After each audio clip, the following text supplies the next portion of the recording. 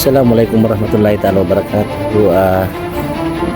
Dito ho tayo ngayon sa may barangay Panglayahan sa Patikul, Sulu, kung saan kasama natin ang the Ministry of Public Order and Safety. Ang kanilang mga staff ay nandito para mag-turn over ng tulong financial worth 50,000 pesos para sa tuloy-tuloy na papatakbo ng Sulu PPO Islamic Learning Center. Isa ho ang naitayo dito sa naturang barangay.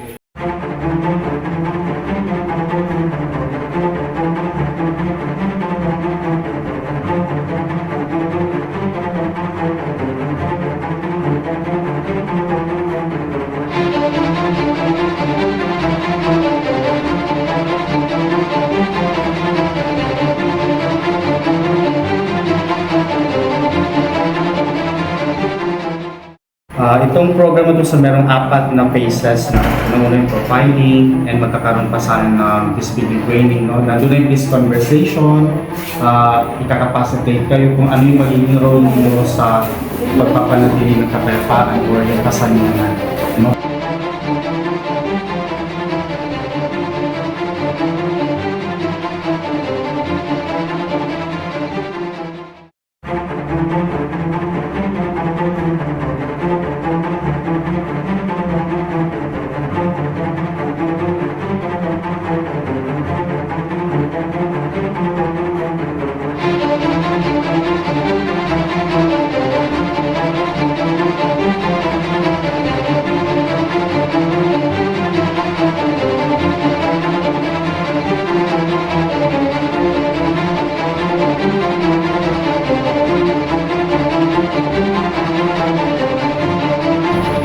Kasama kami sa ganyang program. Kali, yung expect ko, mga broke lang sa namulpin.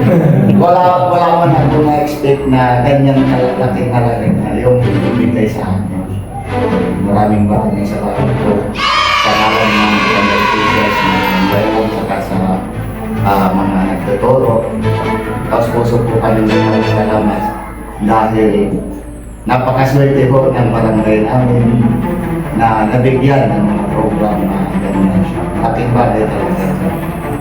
At thankful ho tayo sa Ministry of Public Order and Safety through Atty. Balt sa kanilang tulong dito sa naturang barangay. At hindi lang ho ito yung napuntahan natin, ito na ho yung panghuli. Ang pinuntahan ho natin ng una na nag-turnover is yung barangay Kabuntakas sa Patikul. Kasama si Barangay Captain Julie Hajani at ang caretaker na naturang Sulu PPO Islamic Center na tinanggap ang tulong worth 50,000. And then kasama rin ho natin yung ay Buhanginan, si Nids Omar. Kasama rin ang caretaker ng isang Sulu PPO Islamic Learning Center doon.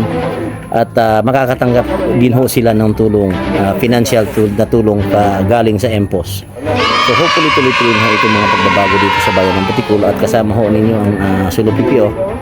Particularly sa pamuno ng aming Provincial Director na si Police Colonel Jeep Oy at lahat ng mga command staff sa patuloy na pagunlad ng ating mga balik barangays dito sa Patikul, Sulu. Inshallah, we will be hoping to see more development in progress para tuloy-tuloy na yung mga pagunlad ng municipality of Patikul.